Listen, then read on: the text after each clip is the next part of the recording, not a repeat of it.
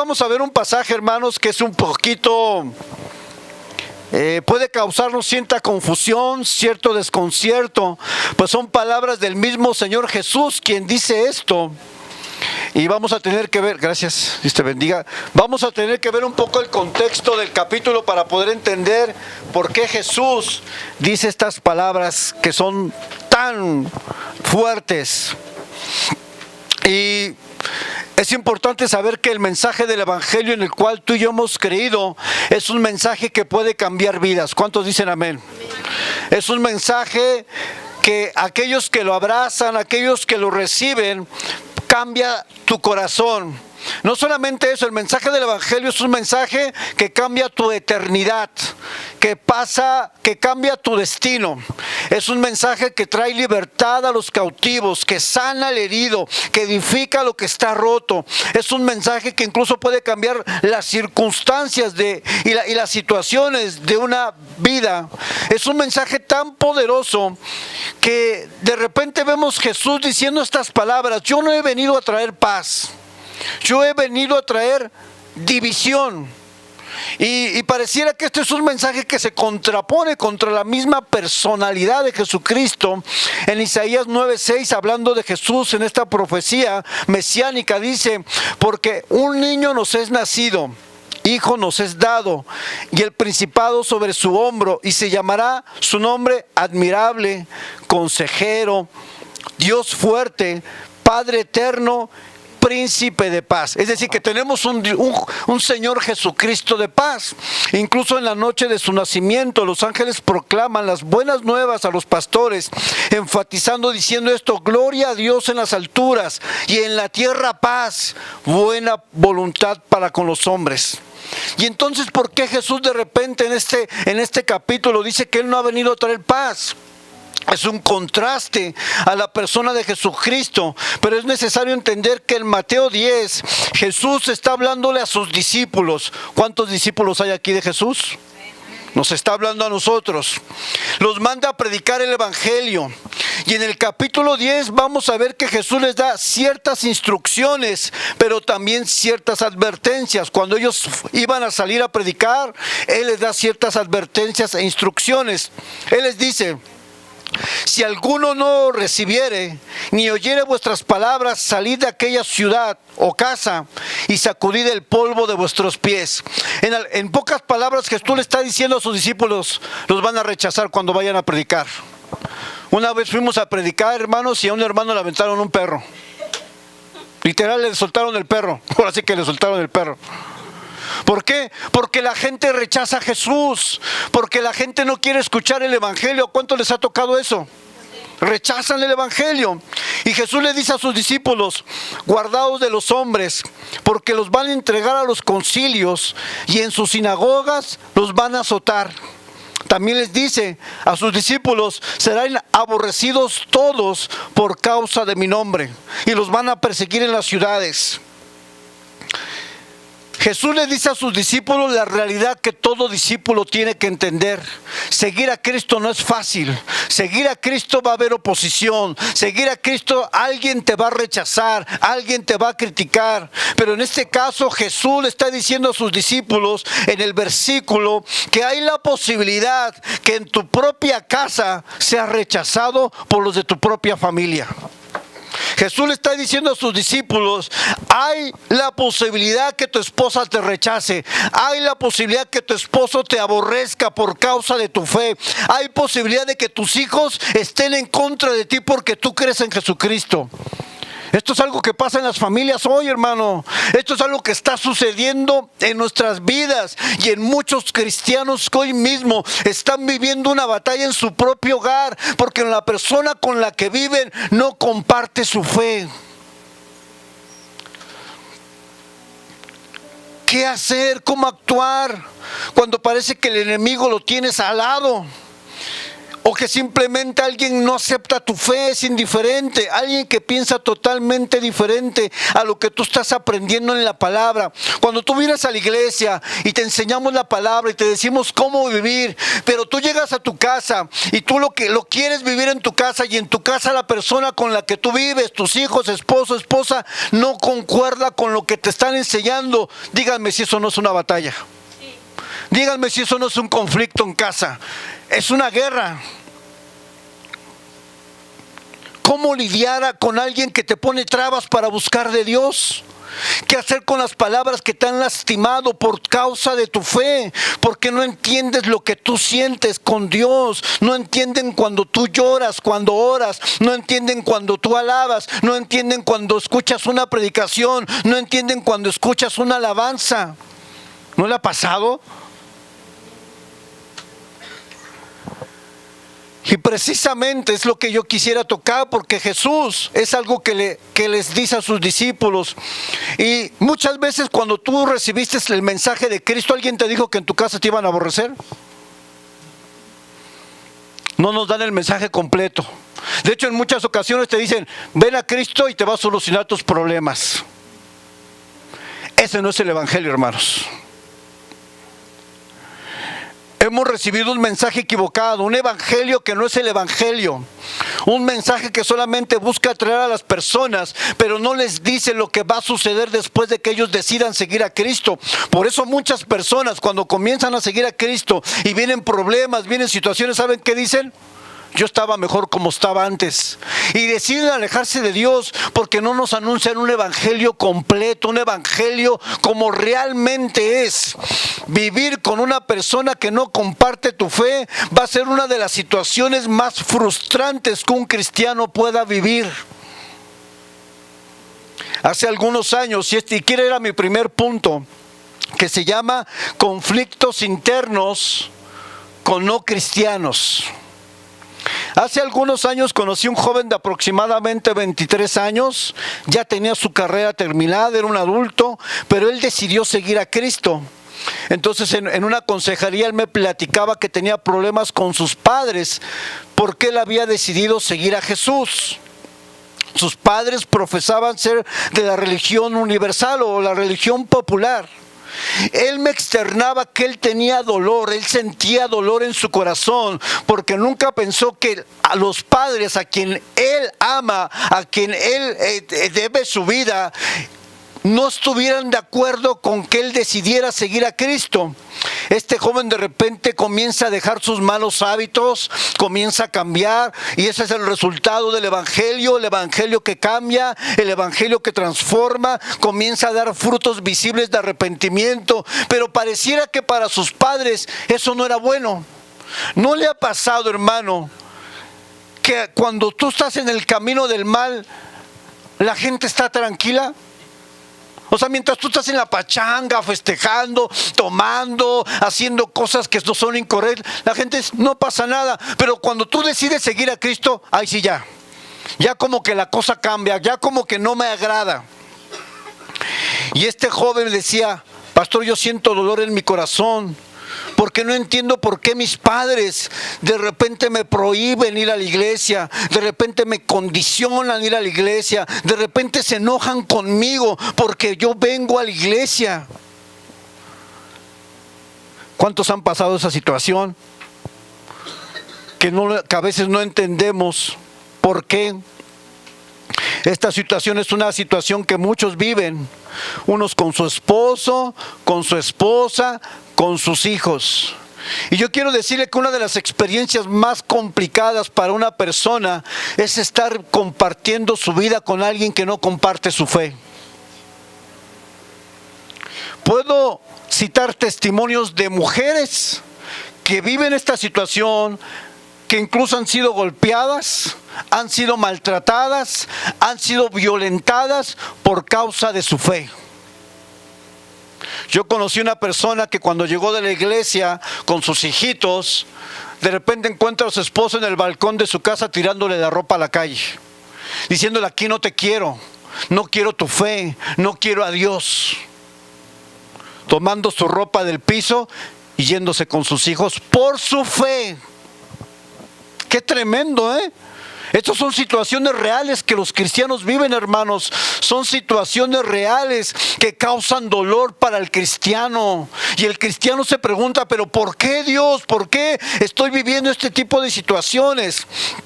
Y algo que en particular quisiera llamar tu atención es a las esposas que están casados con alguien que no comparte su fe.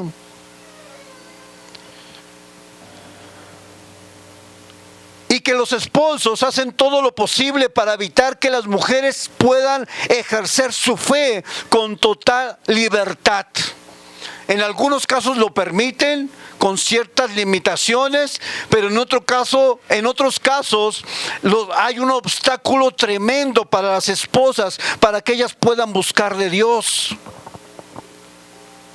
Hay una gran variedad de situaciones en torno a este punto. Ha habido esposas que deciden alejarse de Dios porque no pudieron más con una situación en su hogar. Deciden, ¿saben qué? Yo estoy mejor así. Hay esposas que abandonan su fe, apostatan de la fe y se vuelven al mundo porque no resistieron el calor de la prueba. Otras viven frustradas. Incluso he escuchado decir de mujeres casadas con alguien que no comparte su fe: me equivoqué, desobedecí a Dios, con un semblante triste. Y sobre todo cuando hay esposas que tienen esposos que toman y son violentos. En ese caso particular, hermano, es muy difícil las situaciones, porque incluso llegan a recibir golpes, y si no son golpes físicos, son palabras hirientes por causa de su fe. Eso es muy duro, hermano. Si una esposa sufre en esa situación, los hijos, al ver esta situación, también los hijos sufren.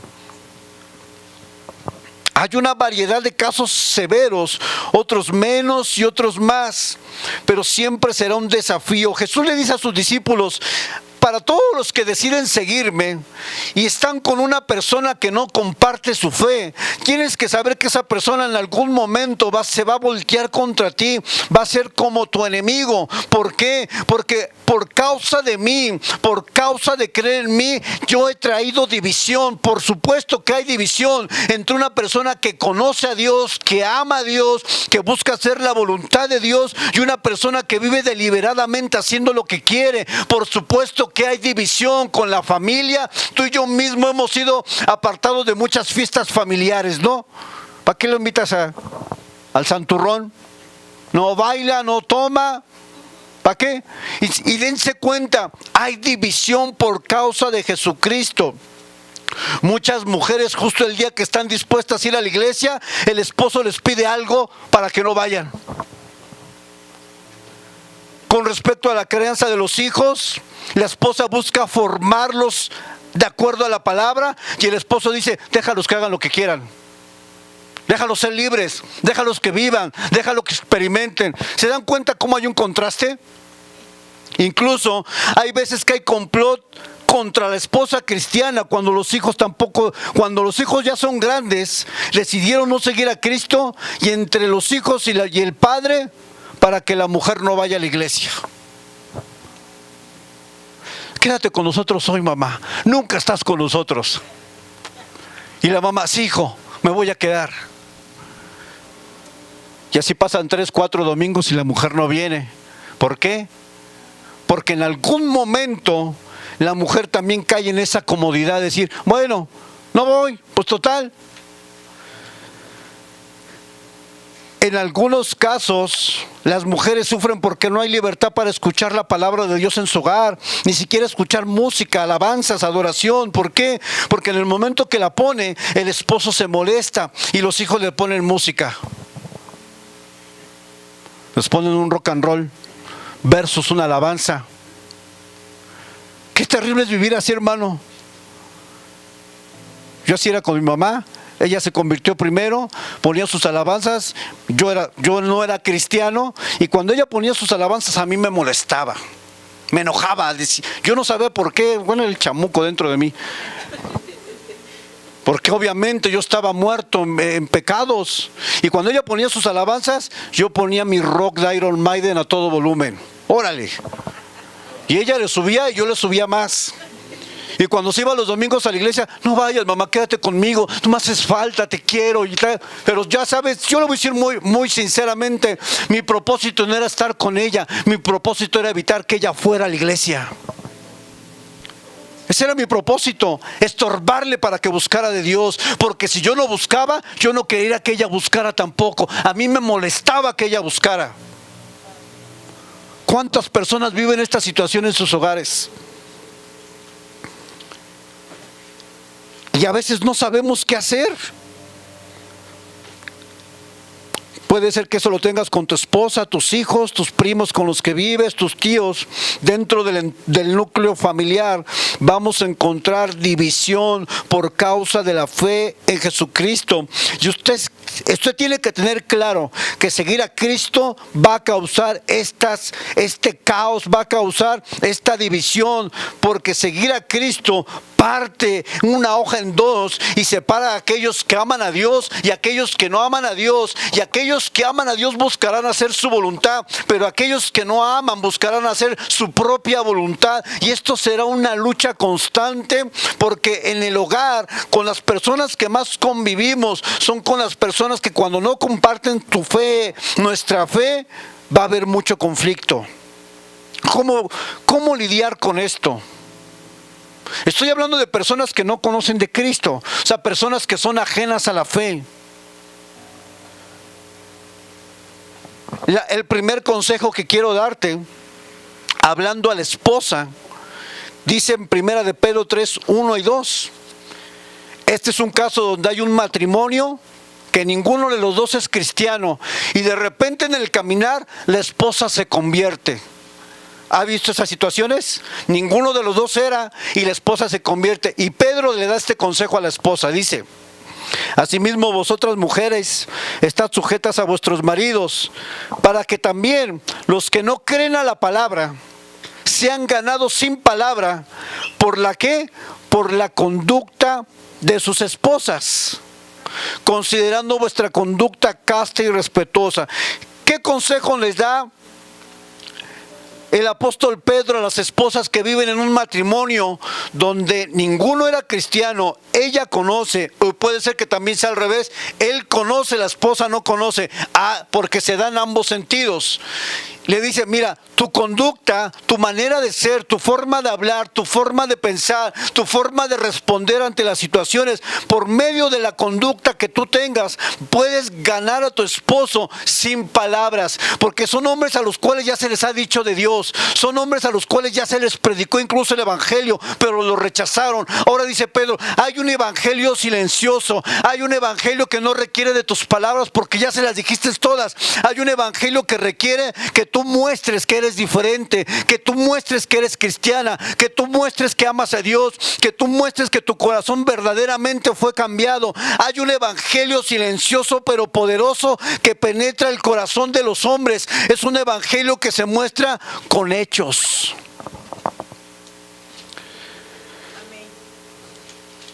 A los que no creen a la palabra, sean ganados sin palabra. ¿Qué consejo le doy a toda mujer que está viviendo una circunstancia como esta? Muestra a Cristo en tu hogar. Cumple con tus deberes como ama de casa. Porque hay extremos donde la mujer quiere estar todo el tiempo en la iglesia y en la casa todo tirado, y en la casa no cumple con sus obligaciones. No se equivoque, hermana. Usted tiene que cumplir con su esposo, deberes conyugales, íntimos, maritales, deberes como ama de casa, deberes como esposa. Cumpla con eso en su hogar. Y eso, hermana, usted le va a dar un fundamento para que usted, cuando le hable a su esposo puede decir: verdaderamente esta mujer no solamente habla, sus acciones respaldan sus palabras. Hemos conocido casos donde las mujeres se meten tanto a la iglesia que abandonan sus hogares. Son extremos. Y he escuchado de palabras de una misma mujer que se metió tanto a la iglesia que el día que su esposo le dio una enfermedad terminal, es de su propia boca dijo: me equivoqué porque descuidé mi matrimonio.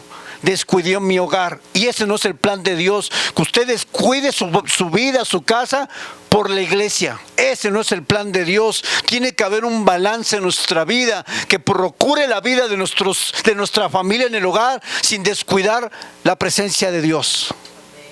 Tiene que haber un balance. Hermano, no todo es iglesia. No se espante por lo que estoy diciendo. No todo es iglesia. Pase tiempo con sus hijos, pase tiempo con su familia, váyase al parque, váyase de vacaciones. No todo es iglesia, no tiene que vivir aquí.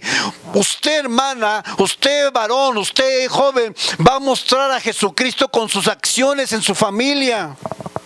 No nos vayamos al extremo. No lo queremos 24 horas aquí. Si en su casa está fallando, si en su casa está mal, si en su casa no tiene tiempo para sus hijos, si en su casa no tiene tiempo para su esposa, eso es incorrecto. Pero tampoco estoy dando un pie o una libertad para que usted no venga y me diga, cada domingo estuve con mi familia, pastor. Pues escogiste el día equivocado. Ese es el día del Señor. Busca un tiempo, busca un momento, pero no descuide su hogar. Todos los que sirven en esta iglesia, recuerden que su ministerio comienza en su hogar, no aquí. Su ministerio comienza siendo un buen padre, siendo un buen hijo, siendo un buen esposo, siendo una buena esposa. Su ministerio no comienza en el altar. Esto no es su ministerio principal. Usted comienza siendo un buen representante de Dios en su propia casa, hermano. Y es en su casa donde realmente las personas que viven con nosotros pueden dar validez o pueden rechazar el mensaje que nosotros predicamos desde el púlpito o lo que decimos ser. Porque nadie nos conoce mejor que los que viven con nosotros. Ellos pueden decir si yo soy un buen esposo o si soy un mal padre. No ustedes, ellos. Ellos pueden validar el ministerio o ellos pueden hacer que este ministerio sea desvalidado. Decir, todo lo que dices tú no lo vives. Todo lo que tú hablas ahí no lo vives en el hogar. Y a veces somos luz de la calle y en nuestras casas somos oscuridad. El ministerio, hermano, la vida cristiana comienza en nuestra familia. La familia es el fundamento de todo ministerio, hermano. Si usted está mal en su hogar, si usted está mal en su vida y aquí quiere venirse a dárselas de muy acá, de muy espiritual, de lo que usted quiera hacer en cualquier ministerio, está equivocado. Primero procure su casita, primero procure su familia y después venga a pararse aquí. Porque el hogar es el fundamento de todo ministerio. ¿Cuántos dicen amén? Le dice Pedro a la esposa, con tu conducta puedes ganar ese hombre. Pero ¿sabe cuál es el problema? Que a veces la conducta de las esposas no es congruente con el evangelio. Y entonces por eso muchos esposos dicen, ¿para qué voy a ir? Si mira, mi esposa es grosera conmigo. Mira, mi esposa me maltrata. Mi esposa quiere, o sea, ¿sí me entienden? O sea, ¿cómo el esposo va a acercarse a Dios cuando te ve a ti y cuando tus actitudes son totalmente contrarias a lo que tú le estás predicando? No puede ser así. Y esto es para cualquier caso, sea que tu esposo no sea cristiano, sea que tu esposa no sea cristiano, sea que tus hijos no sean creyentes. Al que es creyente le toca mostrar a Jesús por medio de su conducta. ¿Cuántos dicen amén? Número 2, adorna el evangelio. Tito 2:6 dice, exhorta a los jóvenes a que sean prudentes. Pablo hablándole a Tito, presentándote tú como ejemplo de buenas obras en la enseñanza, mostrando integridad, seriedad, palabra sana y irreprochable, de modo que el adversario se avergüence y no tenga nada malo que decir de vosotros. Y dice, versículo 9, exhorta a los siervos que se sujeten a sus amos, agraden en todo, que no sean respondones. ¿Cuántos empleados son respondones? ¿Los manda el jefe a hacer algo? ¿Yo por qué?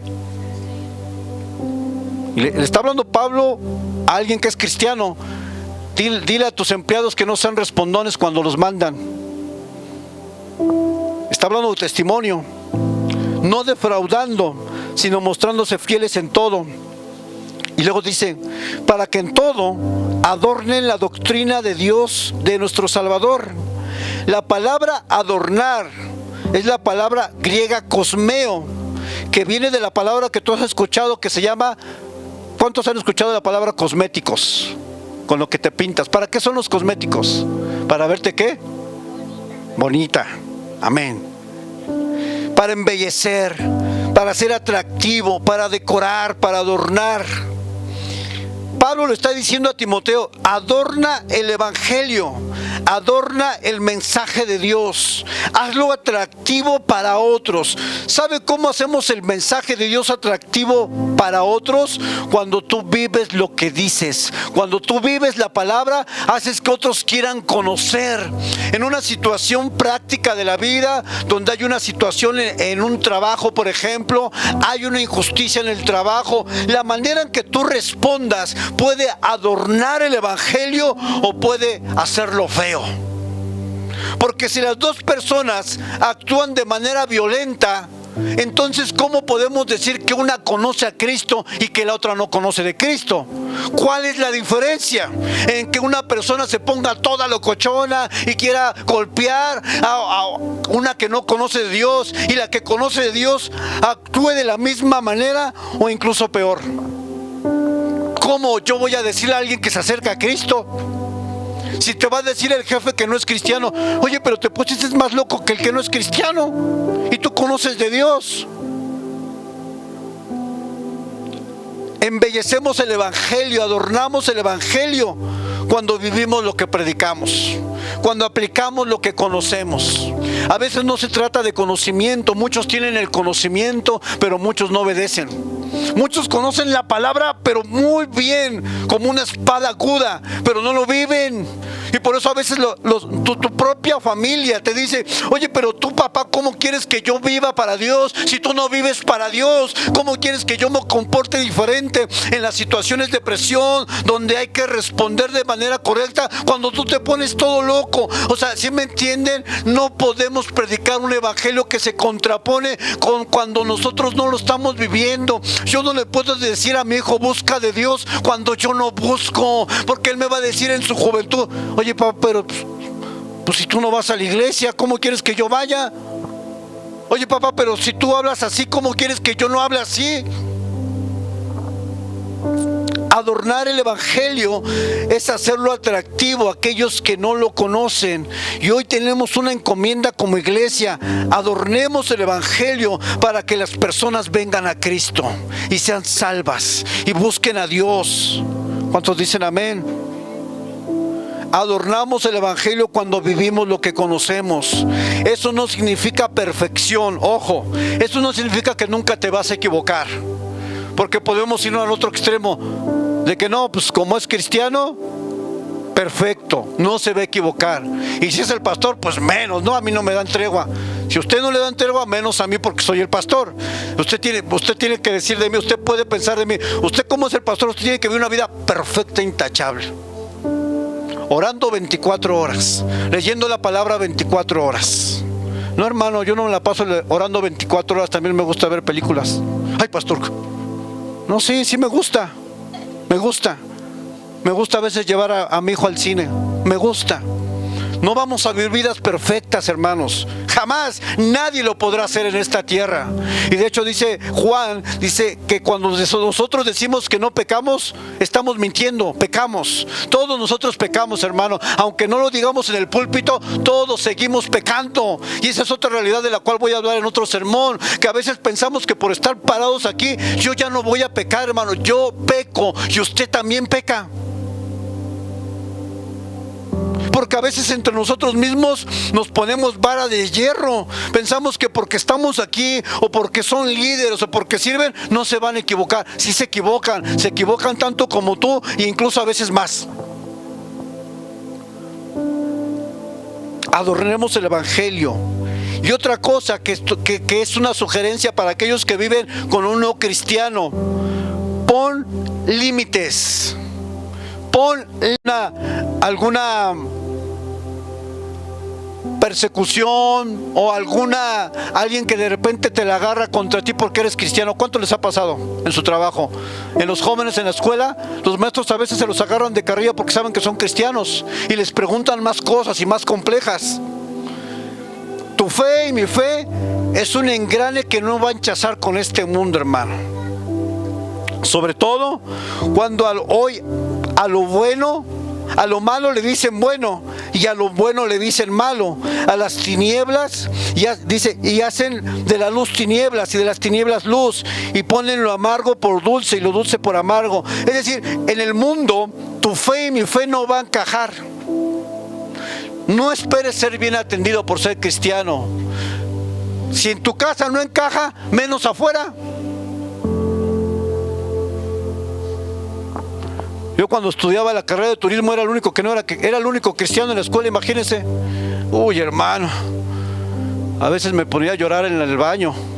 No encajaba.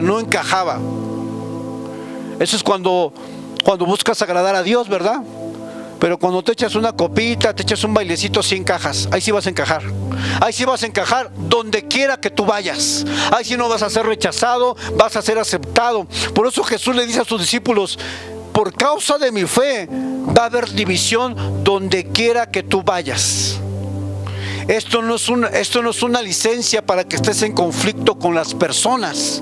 Tú y yo debemos de buscar no solamente mostrar a Cristo con nuestra actitud, sino que nosotros somos llamados pacificadores. Un pacificador es aquel que está opuesto al conflicto. Nosotros somos mediadores, no debemos ser conflictivos, hermano.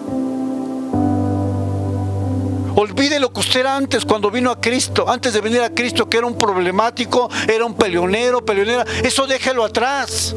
Ahora, Mateo en el Sermón del Monte dice: bienaventurados los pacificadores, bienaventurados los mediadores, porque Dios nos llamó a reconciliar, no a generar más conflicto.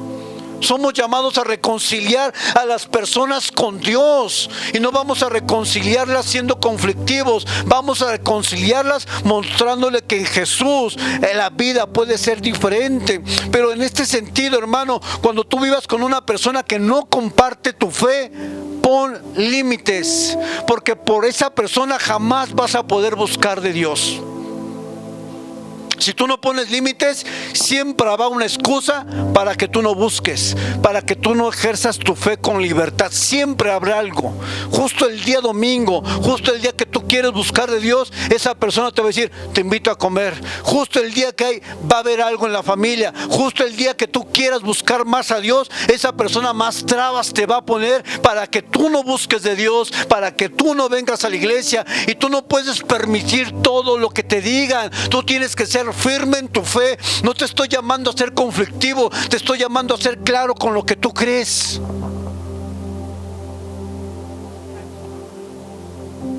Yo cuando me convertí, comencé a servir en un centro de rehabilitación. Mi papá le molestaba que yo fuera a la iglesia, y yo a veces le mentía, le decía: voy con mis amigos, pero yo no iba con mis amigos. Yo le mentía para buscar de Dios. Y qué difícil es vivir así, hermano. Qué complicado es buscar a Dios, a veces teniendo que hacer lo que no se debe. Tenía que mentir para decirle que yo tenía que ir a una responsabilidad en ese lugar donde yo estaba trabajando con algunos hermanos. Por eso, ¿cuál es el consejo a los que no se han casado? No cometas el error con casarte con alguien que no comparte tu fe, porque te vas a sumar a la estadística de hombres o mujeres frustrados. No solamente frustrados, mujeres que van a abandonar su fe por causa de alguien. Yo conocí a una persona que acabó bautizando a sus hijos en la iglesia católica y era cristiana. ¿Por qué? Porque es más fácil que te ganen para lo malo que tú ganes a alguien para lo bueno. Lamentablemente, cuando tú unes tu vida con alguien que no te comparte tu fe, hay un alto grado de probabilidad que tú te alejes de Dios, porque es más fácil, por nuestra inclinación al pecado, que tú acabes haciendo lo que otra persona te impone. Me hubiera gustado grabar el testimonio de muchas mujeres que yo he escuchado diciendo: me equivoqué, pastor. No sabe cuánto me arrepiento de haberme casado con alguien que no comparte mi fe. Muchas personas he escuchado yo. Personas que son golpeadas, personas que son violentadas verbalmente, personas a las cuales viven frustradas el día de hoy porque cometieron el error de casarse con alguien que no compartía su fe. Y yo sé que a lo mejor esto molesta, pero ojalá escucharas el testimonio de las personas y de las mujeres que yo he visto llorando, frustradas, arrepentidas, porque tomaron una decisión de inicio que no era la voluntad de Dios. No es la voluntad de Dios que alguien se case con alguien que no comparte su fe. No es su voluntad. Eso va en contra de lo que Él pide, de lo que Él enseña. Y no solamente va en contra de su voluntad. Tú deberías de ver las personas que yo he visto sufrir por haber tomado una decisión de ese tipo. Dolor.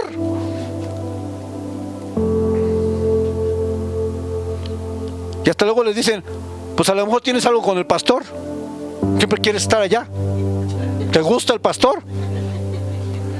Hay esposos así, hermanos, aunque se ría. Y ya te están haciendo ahí un show que vas a ver el pastor. O ¿sabe qué? Pues ya si quieres llévate tus cobijas y vete a vivir a la iglesia. ¿Cuántos han escuchado eso? ¿A cuántos se los han dicho? Ya, pues vete a la iglesia, hay que te mantenga el pastor.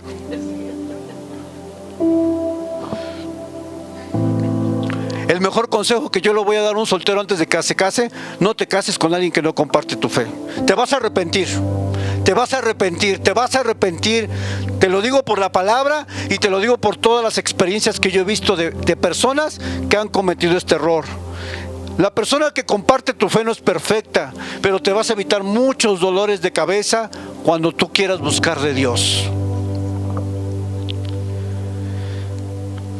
Por una parte tenemos esta situación de alguien que es creyente y está viviendo con alguien que no comparte su fe. Eso es muy difícil, pero vamos al otro caso, hermano, y vamos al segundo punto, que es el último: conflictos internos con cristianos.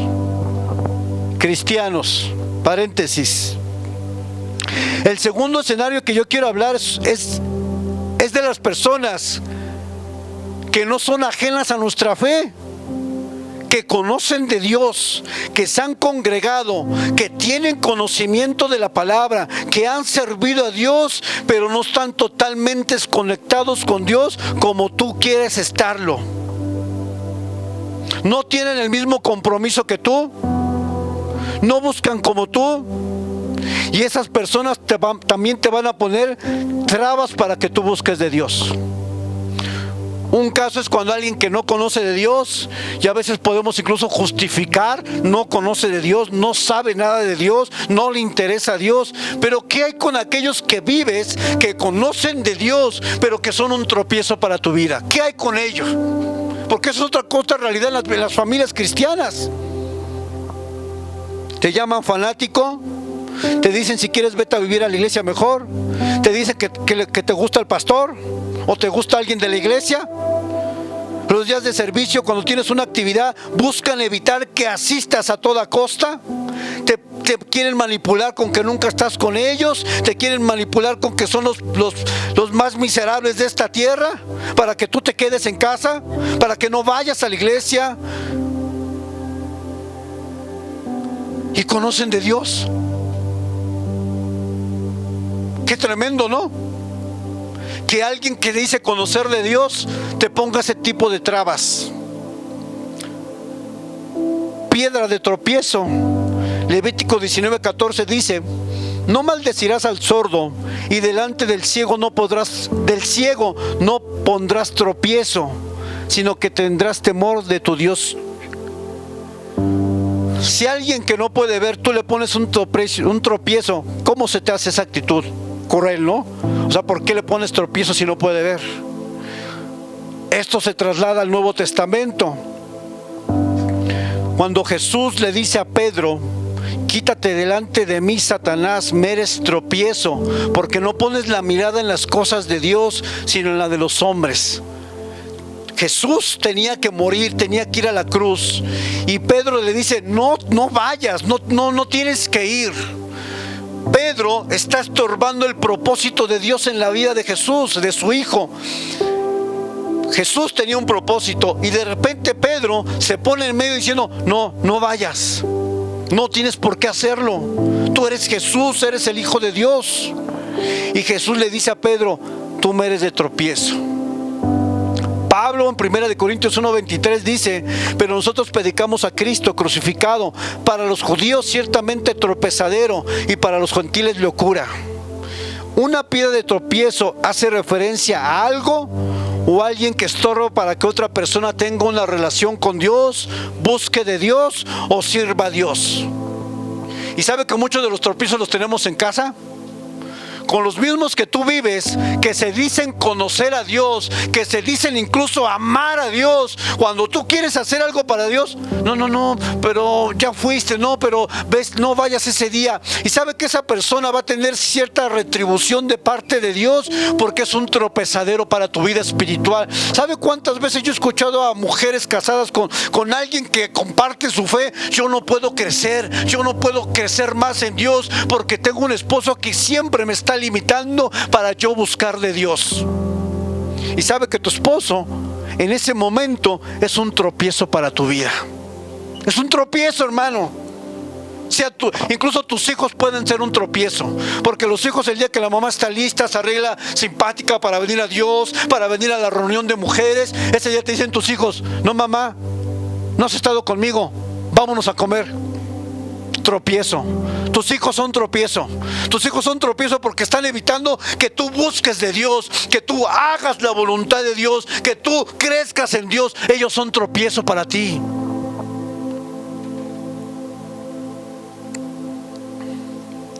Y a veces nosotros somos tropiezo. Cuando mi esposa comenzó a estudiar la licenciatura en teología, había veces que ella tenía que estudiar hasta tarde. Y sabe que a mí me molestaba. ¿Y sabe qué hice yo? Yo me quejé de ella, porque yo no entendía que ella estaba buscando hacer la voluntad de Dios. Yo fui tropiezo para ella. Yo. Porque en lugar de apoyarla más, en lugar de estar con ella, me fui a quejar. ¿Cuántas mujeres no quieren buscar de Dios? Y el esposo es un estorbo, es un tropiezo. O al revés, el hombre quiere y la mujer no quiere. La mujer es un estorbo, es un tropiezo para un varón que quiere buscar de Dios. A veces parece que la gente prefiere vernos mal que buscando de Dios. Cuando estamos en el mundo, no importa, oye, llegaste hasta el otro día bien crudo, está bien, pero ve una velada a la iglesia, no, ¿cómo crees? Y a veces nosotros que conocemos de Dios somos tropezaderos incluso para nosotros mismos. Es, por ejemplo, si uno de ustedes quisiera estudiar la carrera y me pidiera un apoyo, me pidiera libros, me pidiera que la aconsejara, y yo le digo, no, pues tú buscas solo. Soy un tropiezo para ti. Soy un tropiezo porque yo puedo hacerlo y no lo hago. A veces entre nosotros mismos somos tropezaderos para la fe y el ministerio de otros.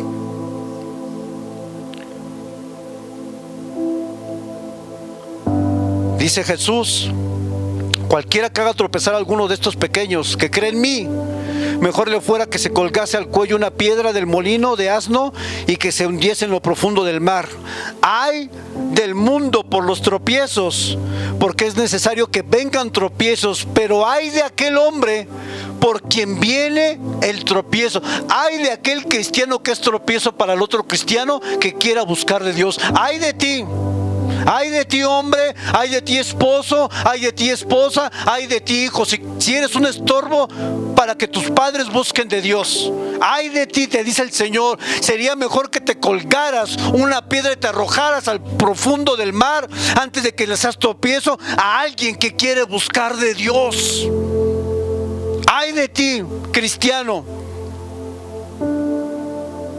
Cuando tus hijos quieran buscar a Dios, apóyalos, tráelos, porque el día que los veas en drogas y alcohol, quieres traerlos para que los cambiemos con una oración, quieres que los cambiemos con un toque, hermano. Eso no es así. Hay que prevenir, hay que ahorita que se puede, tráigalo, que escuche la palabra, que aprenda de Dios, para cuando sea joven, la palabra que está implantada en su corazón lo haga enderezarse en sus caminos. Ay de ti, de tropeciadero, que seas tropiezo. ¿Cuántas mamás no traen a sus pequeños a la iglesia chiquitos por flojas? Porque están ahí viendo televisión y no los traen a la iglesia. Ay de ti, madre, que seas tropiezo para aquellos que quieren o que necesitan recibir palabra de Dios. Ay de ti. Mejor sería que te aventaras a lo profundo del mar, te dice el Señor. Porque no solamente es que tú no quieras buscar, pues si tú no quieres buscar, no busques, pero deja que otros busquen. Si tú no quieres servir a Dios, no sirvas, pero deja que otros sirvan.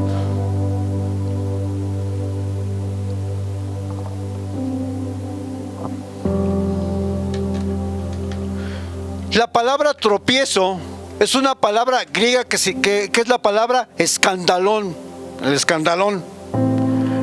Esta palabra se refiere a una trampa donde tú pones la carnada y es como una trampa de oso. Cuando tú pones el pie, eres atrapado. Y en ese sentido la palabra tropiezo sugiere un poco más que una mala intención. La palabra tropiezo significa que tú estás provocando que alguien que quiera hacer la voluntad de Dios, atraparlo de alguna manera con palabras, con manipulación, con chilladera, con excusas, para que esa persona no busque a Dios. Es una trampa que a veces el que estorba para que alguien busque de Dios no entiende lo que está haciendo. Está evitando que un hombre y una mujer se acerque a la presencia de Dios. Ese es un tropiezo, hermano. Y tenemos tropiezos en los hogares. Hay personas, puede ser tu papá, puede ser tu mamá, pueden ser tus hermanos, puede ser tu esposo, puede ser tu esposa. Cualquiera de esas personas en el núcleo de tu hogar puede ser un tropiezo, hermano. Y tú que conoces de la palabra de Dios, esto es lo peor, que esas personas que te ponen ese tipo de carnada son personas que se dicen que conocen la palabra. Eso es lo peor que puede haber, porque el que no es cristiano, lo entiendo, no está en tinieblas, pero como alguien que dice que está en la luz, que ama a Dios, que busca de Dios y que se llama cristiano, puede poner este tipo de carnada en alguien que tiene el anhelo de buscar de Dios y hacer su voluntad? Simplemente esto es inconcebible. No es posible que alguien que se llama cristiano evite que tú hagas la voluntad de Dios. Eso es peor que el que no es cristiano. Es peor todavía, mucho peor. Y ese tendrá mayor juicio delante de Dios, Esto es para ti y para mí. Si tú has puesto tropiezo a tu hija que quiere buscar de Dios, tendrás juicio de parte de Dios, porque estás evitando que una persona se acerque a Dios. Te estás poniendo enfrente. Es como si yo viniera a la iglesia y mi esposa se pone en la entrada de la puerta y dice: no vas a salir. No, pero no vas a salir. Oye, pero voy a la iglesia. No vas a salir. Voy a tomar. Vete. Ay, sí hay permiso para todo. Hay permiso para que tú vayas y te revientes en el mundo. Este es el mundo que vivimos hoy. Para lo malo, todos los permisos. Pero cuando es de Dios, no hay.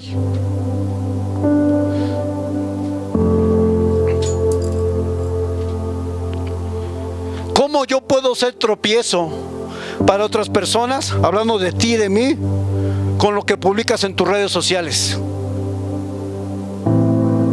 Una señorita enseñando mucha pechuga, enseñando piernas, es un tropiezo para el evangelio. Es un tropiezo para la iglesia y es un tropiezo para Jesús. Hombres sin camisa, sin playera, hombres mostrando su cuerpo, son un tropiezo si se llaman cristianos, son un tropiezo. Lo que tú publicas, la gente lo ve. Y si tú te llamas cristiano y publicas lo mismo que otros, no hay diferencia. Tu forma de hablar, tu forma de vestir. Tu forma de vestir, hablando de las mujeres, con ropa sumamente apretada, que resaltan sus partes, que resaltan su cuerpo. Eso es un tropiezo, hermanas. Incluso si tú vienes a la iglesia vestida de cierta forma, puede ser un tropiezo para los varones. ¿Por qué? Porque los varones no somos de palo, hermanas. Hay pecado en nosotros. Eso tiene que ser.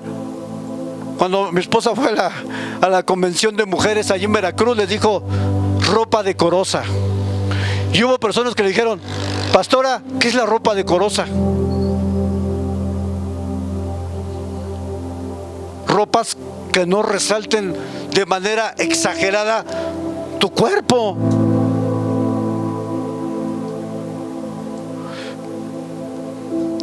Y yo me dije: ¿a poco no saben qué es una ropa decorosa? Las mujeres. Y luego se enojan porque la están piropeando en la calle. Su manera de vestir, hermanas. Cuide su manera de vestir. ¿Por qué? Porque puede ser. Imagínense una muchachona con falda corta. Ay, no, cada cosa que ha pasado. Había una vez una joven que venía a la iglesia con sus faldonas. Y una vez la vimos por ahí en la calle con una minifalda.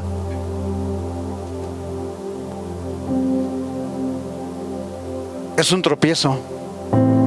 Es un tropiezo. Si tú, jovencita, vienes por primera vez a la iglesia y no estoy diciendo que se vistan de monjas, tampoco no me voy a decir. Píntense, véanse simpáticas, pero hay niveles, hay cosas que deben considerarse. Porque tampoco somos una iglesia legalista, donde no se pinten, donde no somos una iglesia legalista, pero somos una iglesia que entiende que la manera en que tú te ves es parte de lo que tú reflejas, de lo que tú tienes dentro de ti. No es cierto que solamente Dios ve el corazón. El corazón lo ve Dios, pero Dios también transforma lo exterior, hermanos. No solamente diga: no, es que Dios ve mi corazón. Pues sí, Dios ve tu corazón, pero si Dios está obrando en tu corazón, tiene que haber un cambio de adentro hacia afuera, y eso va a implicar que tu forma de vestir, si era muy atrevida, era muy pegada, pues la cambies. No para agradar a los hombres, ni para agradar al pastor, para agradar a quien te está llamando. Dice la palabra que todo te es permitido, pero no todo te conviene, no todo te es lícito. Y los hombres también, hermanas, hacen lo mismo. Una vez fuimos a una iglesia y había un cuate que dirigía de la alabanza, sus playeritas hasta acá, sus pantalones bien apretados, hermanas. Parecía que los iba a reventar con las piernas. Y yo veía las mujeres que estaban enfrente, no estaban viendo la alabanza, estaban así. Es un tropiezo. Es un tropiezo. Pues las mujeres tampoco son de hule. Y luego era un gordito así que casi reventaba todo, pero llamaba la atención. generaba confusión en las mentes de las mujeres. Generaba caos. ¿Estás de acuerdo que también los hombres podemos provocar? No somos legalistas, pero sí tenemos que tener cuidado. No vamos a caer en ningún extremo, porque hay iglesias donde te prohíben pintarte, ponerte aretes. Eso es legalismo. No. Simplemente estoy diciendo que debemos de considerar que la forma en que tú te vistes glorifica a Dios o no lo glorifica. Hazte esta pregunta. Si tú al verte al espejo dices: esto glorifica a Dios, y sin caer en un extremo legalista, pero si te ves y dices: no, esto se ve mucho, no luces. Nunca hemos hablado de la vestimenta, pero creo que es importante que tú y yo no seamos tropiezo para los que no han venido a Cristo. Es importante. ¿Cuántos quieren que la iglesia se llene más? ¿Qué vamos a hacer? ¿Tropiezo o puente? ¿Cómo voy a hacer un puente? Procurando mi forma de hablar, procurando mi forma de vestirme incluso, procurando mi forma de pensar, entendiendo que mi vida no es una vida individual en el anonimato. Desde el momento que tú dices que eres cristiano, estás en el ojo del huracán. Tu familia espera que seas perfecto, eso es la verdad. Tu familia espera que tú no te equivoques, y mucho menos el pastor. No, el pastor jamás se va a equivocar. A lo mejor tú no eres pastor, pero tienes el mismo lente ahí sobre tu vida. Ya se cayó, mira, ¿ya ves? Ya me está mandando ahí un beso. Ya. Caemos en las modas del mundo, hermano. No somos del mundo. Estamos en el mundo, pero no pertenecemos aquí. Dice Pablo en Romanos 12:2, no se acostumbren, no imiten las conductas de este mundo, no hagas lo que todos hacen, haz algo diferente, de tal manera que lo que hagas adorne el evangelio y pueda atraer a las personas para que vengan a Cristo, el dador de la vida, el que puede cambiar no solamente una vida, sino una eternidad con Él en el cielo. Pero nosotros a veces somos tropiezo, a veces con el que vives, que se llama cristiano, también es tropiezo, pero Él tendrá su juicio delante de Dios. Esta persona que te está estorbando a ti para que tú busques de Dios tendrá un juicio de parte de Dios. No es porque yo le imita. Jesús lo dice: a ese le es mejor colgarse una piedra y tirarse al fondo del mar, porque está evitando que uno de mis hijos, que una de mis hijas me busque y haga mi voluntad. Es un estorbo que está enfrente de él o de ella para que esta persona tenga una comunión contigo, Dios. Y cuando alguien evita o estorba a alguien que quiere de Dios, esta persona entrará a juicio. ¿Sabe por qué? Porque hay algo que Dios anhela, y es que tengamos una comunión con Él. ¿Sabe cuántas personas he visto que incluso accidentes han tenido? De verdad, hermanos. ¿O usted mismo no ha experimentado en el trabajo aquel que te quiso hacer mal, de repente es corrido del trabajo, de repente es quitado de su puesto? Aquel que te quería hacer mal a ti, aquel que te quería hacer un daño. ¿No te ha pasado que de repente, sin tú pedirlo, simplemente es la justicia divina de Dios, que Él quiere que sus hijos se acerquen? Y cuando alguien se interpone entre Dios y los hijos de Dios, Dios tiene que hacer algo para evitar que esa persona siga estorbando tu caminar, tu crecimiento y tu avance en el reino y en el propósito de Dios que Él ha depositado en tu vida. Si hay algo que Pedro quería hacer, era evitar que Jesús llegara a la cruz, pero Jesús vino a esta tierra para ir a la cruz porque tenía una misión en la tierra. Tú y yo tenemos una misión, pero siempre habrá detractores que busquen que tú no sigas avanzando en el reino de Dios. Puede ser tu esposo, pueden ser tus propios hijos, y Dios tenga misericordia de ellos. De verdad que Dios tenga misericordia de aquellos que de alguna manera intencionalmente buscan que tú no busques de Dios, que evitan que tú vengas a Dios, evitan que cumplas el llamado de Dios en tu vida. Hay de aquellos, dice Jesús, hay de aquellos de quien viene el tropiezo. Hay de aquellos que son un estorbo para que mis hijos me busquen. Hay de aquellos. Yo me fui a quejar de mi esposa porque estaba estudiando, y yo acabé estudiando. Me metí a la carrera y yo dije dentro de mí: qué ignorante soy, qué ignorante, qué estorbo fui para ella, porque ella quería hacer la voluntad de Dios y yo fui un tropiezo para ella al quejarme. Hermanos, si alguien quiere buscar a Dios, déjenlos que busquen. Abra camino. ¿O qué prefieren verlos en las calles tirados? ¿Prefieren ver a la gente perdida? ¿Prefieren ver a la gente perdida, hogares destruidos, infidelidad? ¿Prefieren ver violencia? ¿O prefieren que la gente busque a Dios y sus vidas sean cambiadas? ¿Qué prefieren? Padres, somos facilitadores para que nuestros hijos busquen de Dios hoy, antes que vengan los días malos.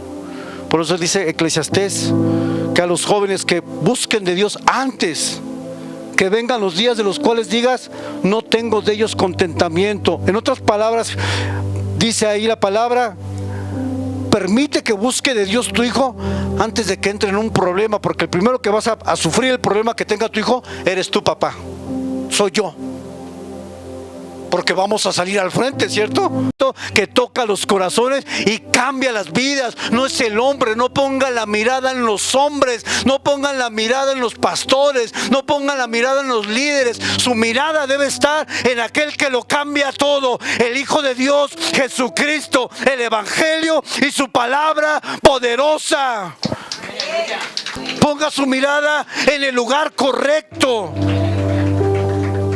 No ponga su fe en los líderes, hermano. Por eso cuando nosotros nos equivocamos, usted se decepciona y se quiere ir de la iglesia. Es porque usted tenía la mirada en el hombre y no en Dios. Ponga su mirada en aquel que jamás le va a fallar y en aquel que jamás lo va a abandonar. Tal vez yo te abandone, tal vez te abandone tu esposa, tus hijos, pero Dios ha prometido estar con nosotros hasta el fin.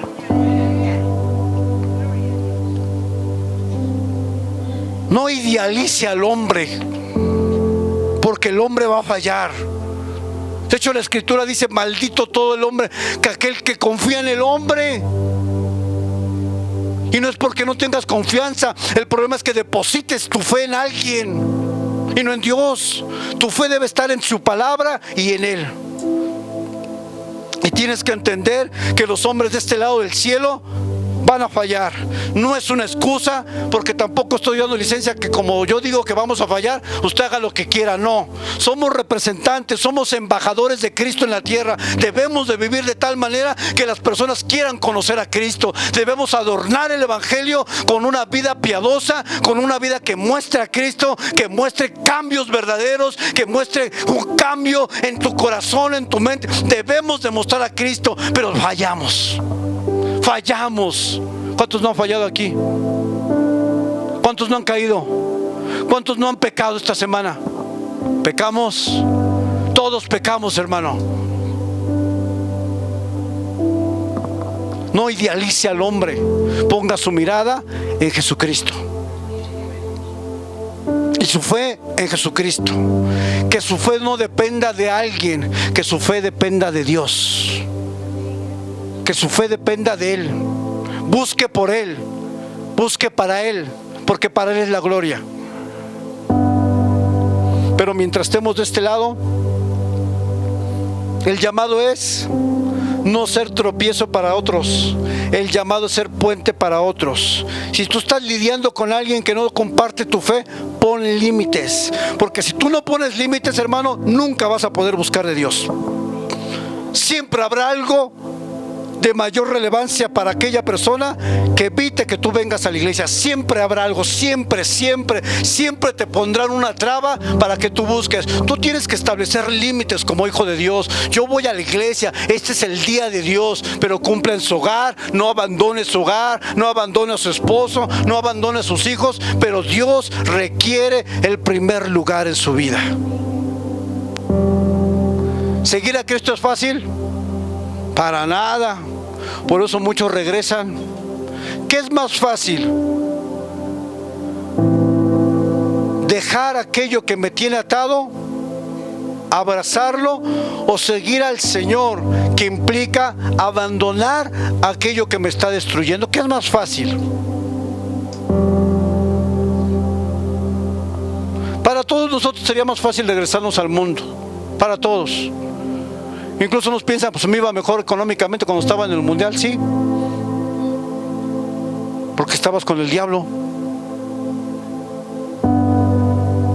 Porque el diablo proveía para que tú tuvieras para borracheras, para infidelidades, para irte con tus amigos, para invitar a todos.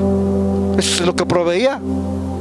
Y cuando vienes a Cristo y te encuentras que en tu propio hogar hay una ofensiva para que tú busques a Dios, dices, bueno, pues no se supone que seguir a Cristo cambia la vida. Sí, cambia la vida. Lo primero que cambia es la eternidad, pero lo primero que hace el Evangelio en tu hogar es un choque. Y tú tienes que tener claro esto, porque si no te vas a alejar de Cristo. Tal vez hoy mismo estás viviendo un choque en tu propio hogar. Tu esposo no quiere, tu esposo te estorba. ¿Qué tienes que hacer tú? Ora por él, ora por ella, ora por tus hijos. Ponlos en las manos de Dios. Tú no vas a cambiar a nadie. Tú no puedes cambiar absolutamente a nadie. Deja que la palabra y el Espíritu Santo hagan efecto en el corazón de esa persona. Pero tú no vas a cambiar a nadie. No te estreses, no te frustres porque la persona no cambia, porque tú no puedes cambiar a nadie. Eso no lo puede hacer el hombre, eso lo puede hacer la palabra y el Espíritu de Dios. Ora por esa persona.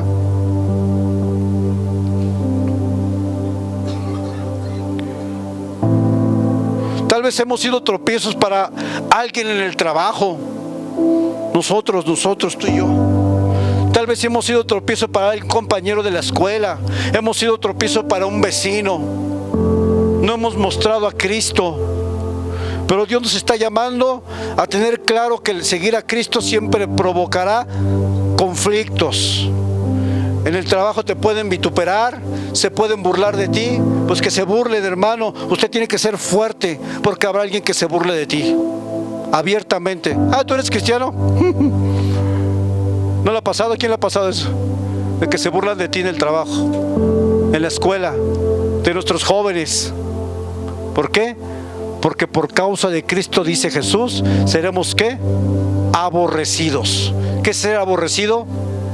No te soporto. ¿No le ha pasado que alguien de repente le agarra tirria a usted? Y dices, bueno, pero pues no le he hecho nada. Por tu forma de ser, porque tú no le entras a todo lo que todos le entran. Eso va a ser causa de aborrecimiento para ti, para mí. Pero no importa, hermano. Yo he decidido seguir a Cristo. Sé que el costo es alto, pero será más alto el costo si no sigo a Jesús. Dice el pastor Lawson que seguir a Cristo te costará todo, pero no seguir a Cristo te costará una eternidad sin Él. Así es que aunque aquí la gente no nos quiera, me quiere el Señor. Y dice Jesús, aunque tu padre y tu madre te desecharan, no te aceptaran porque eres cristiano, dice, yo te recojo, yo te levanto, tú eres mío, yo pagué por ti, yo te compré con mi sangre preciosa. Tú no estás solo, tú no estás sola, yo te he cubierto bajo mis alas, tú eres mío, eres mi propiedad, estás sellado con el Espíritu Santo para el día que yo regrese por ti. Aunque tus padres te rechacen, aunque tus hijos te rechacen, en el cielo hay una morada para ti y es Jesús esperándote a ti para que te sientes a la mesa con el Rey de Reyes y Señor de Señores. Él me espera en el cielo y en su mesa hay un lugar para mí. Aunque en esta tierra no me dan ni mesa, hay una mesa allá donde estará la persona más importante del mundo, la más importante de la tierra, que es mi Señor Jesús. Gloria a Dios, hermano. Yo he sido rechazado, he sido vituperado, he sido difamado por causa de Cristo. ¿Y duele? Híjole, hermano, duele bastante. Duele ser rechazado. Pero prefiero ser rechazado por los hombres que por Dios. Dice la palabra del Señor que si tú confiesas a Jesucristo aquí en la tierra, Dios te va a reconocer en el cielo. Pero que si tú niegas a Cristo en la tierra, tú no vas a ser reconocido en el cielo. Ay de aquel que niega su fe, ay de aquel que niega que es cristiano, ay de aquel que niega quién es Él, porque en el cielo se cerró. ¿No dice eso Jesucristo? Tú me reconoces aquí, yo te reconoceré en el cielo. Tú me niegas aquí, en el cielo yo no te voy a conocer, porque como un seguidor de Cristo va a negar a Cristo en la tierra.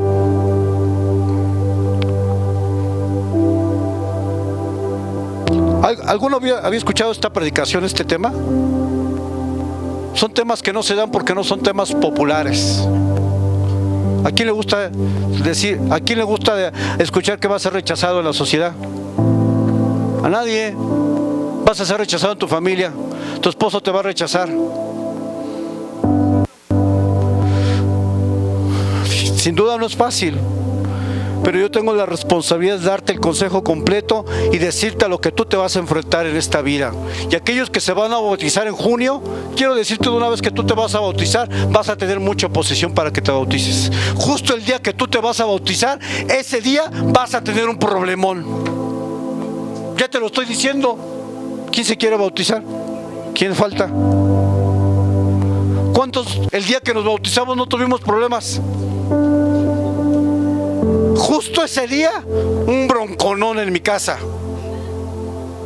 Y yo dije, no, ya ¿para qué me bautizo? Justo. ¿Por qué? Porque el enemigo buscará a través de tu propia familia que tú no obedezcas a Dios. Así es que los que se van a bautizar, Dios los bendiga, hermanos. Vamos a ir por ustedes. Es mi obligación decírtelo, porque el día que te bautices, no, pastor, pues, es que nadie me dijo que yo queriéndome bautizar iba a tener problemas. Sí, vas a tenerlos. Vas a tener oposición de tu esposo, de tus hijos, de tus familiares. Es más, ese día a lo mejor estás solo, nadie te acompaña. ¿A cuánto les pasó así? Yo me bauticé solo, hermano. Sabe que por un lado estaba gozoso, pero por otro lado estaba tan triste porque no estaban mis seres amados. Seguir a Cristo es para valientes, hermano. Y usted es un valiente en el nombre de Jesús. Si usted está aquí es porque es un valiente, no es un cobarde. Está afrontando, está confrontando lo que venga a su vida, hermano. Y no se olvide que en las manos de Dios tiene el control de todo lo que pasa. Que aunque venga un gigante, aunque venga un opositor, conmigo camina el que creó los cielos. Conmigo está el que hizo la tierra, los mares. Conmigo está el que abrió el mar en dos. Conmigo está el que le dio vista a los ciegos. Conmigo está el que levantó a Lázaro de su tumba. Yo no estoy solo, yo no camino solo, yo camino con Jesucristo, el Hijo de Dios, el que venció a la muerte, el que la muerte no lo pudo retener y fue levantado al tercer día. Yo no voy solo, yo voy con Él. Y si Él conmigo, ¿quién contra mí? ¿Quién contra mí? No, dale un aplauso al Rey. Aleluya. Así es que no se sienta. Si su familia lo rechaza, que lo rechace. ¿Qué importa, hermano? Que me rechacen, que se burlen de mí. ¿Qué importa? Si Dios está conmigo, y el ver a mi hijo buscar de Dios, ver a mi familia estar aquí, ya estoy pagado. Gracias. Póngase de pie, hermano.